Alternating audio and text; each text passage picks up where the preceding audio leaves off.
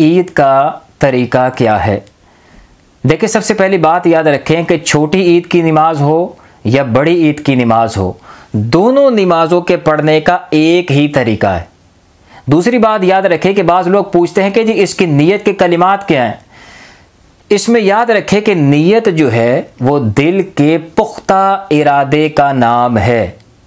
अगर इमाम साहब छोटी नमाज ईद जो है, छोटी ईद की नमाज पढ़ाने लगे हैं, आप पीछे खड़े हैं, आपने फ़कत दिल में ये इरादा कर लिया कि मैं नमाज ईद उल फितर पढ़ने लगा इस इमाम के पीछे, तो फ़कत इस इरादे से ही आपकी नीयत हो गई।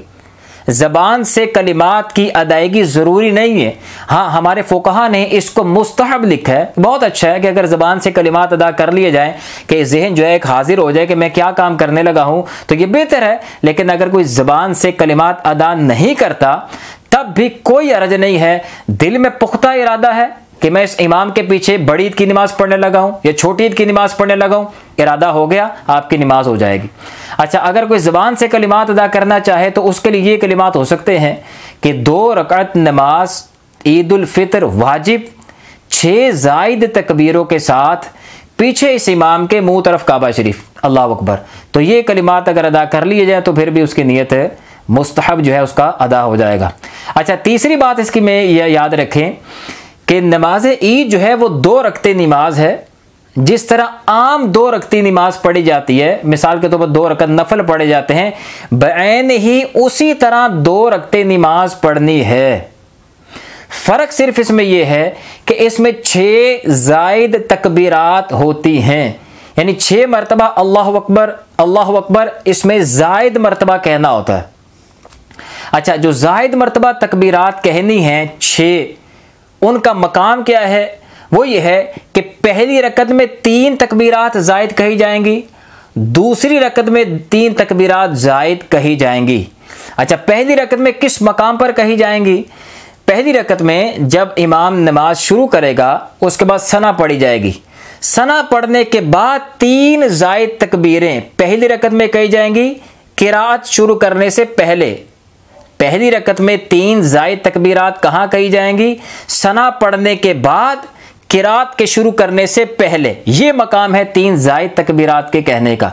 और दूसरी रकत में जो ज़ायद तकबीरात कही जाएंगी वो है किरात करने के बाद रुकू में जाने से पहले। ये वो मकाम है जहाँ 3 ज़ायद तकबीरात कही जाएंगी। अच्छा, अब असूल याद रख लें, यह बड़ा अहम असूल है कि नमाज में जब हम लोग हाथ बांधते हैं तो हाथ फ़कत उस वक्त बांधा जाता है या बांधे जाते हैं जब किरात करनी हो, पढ़ना हो तो हाथ बांधे जाते हैं। अगर किरात नहीं करनी, कुछ पढ़ना नहीं, तो वहाँ हाथ नहीं बांधे जाते। अब हम नमाज का तरीका समाअत करेंगे तो आपको समझ आएगी कि जो मैंने असूल बयान किया है इसमें इंशाल्लाह कितनी हमारे लिए इसको समझने में आसानी हो जाएगी। जब इमाम ने नमाज शुरू की अल्लाह अकबर, तो मुक्तदी भी अल्लाह अकबर कह के नमाज शुरू कर देगा, सना पढ़ेगा, इमाम भी सना पढ़ेगा, मुक्तदी भी सना पढ़ेगा। सना पढ़ने के बाद औज़ु बिल्लाह बिस्मिल्लाह नहीं पढ़नी मुक्तदी ने। और ये याद रखें कि मुक्तदी जो है, चूँकि इसको नमाज में किरात मना है, तो किरात जो करता है वो औज़ु बिल्लाह बिस्मिल्लाह पढ़ता है, किसी भी तरह की नमाज हो जाए। चूंकि मुक्तदी किरात करता नहीं, लिहाजा फ़कत ये सना पढ़ता है, औज़ु बिल्लाह बिस्मिल्लाह नहीं पढ़ता। अच्छा, मुक्तदी ने भी सना पढ़ ली। सना पढ़ने के बाद किरात शुरू करने से पहले ये वो मकाम है जहां 3 ज़ायद तकबीरात अब कही जाएंगी। अब सना पढ़ने के बाद इमाम कहेगा अल्लाहु अकबर, आपने भी हाथ कानों तक ले जा करके छोड़ देने हैं, बांधने नहीं। वो इस वजह से कि यहाँ कुछ पढ़ना नहीं।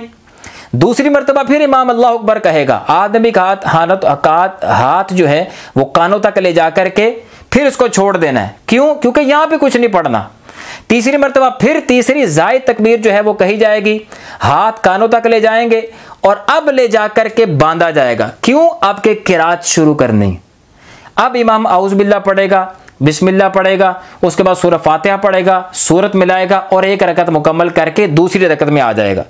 दूसरी रकत में भी इसी तरह वो बिस्मिल्लाह पढ़ के सूरह फातिहा पढ़ेगा, साथ सूरत मिलाएगा। उसके बाद जो है रुकू में जाने से पहले ज़ायद 3 तकबीरें यहाँ कही जाएंगी।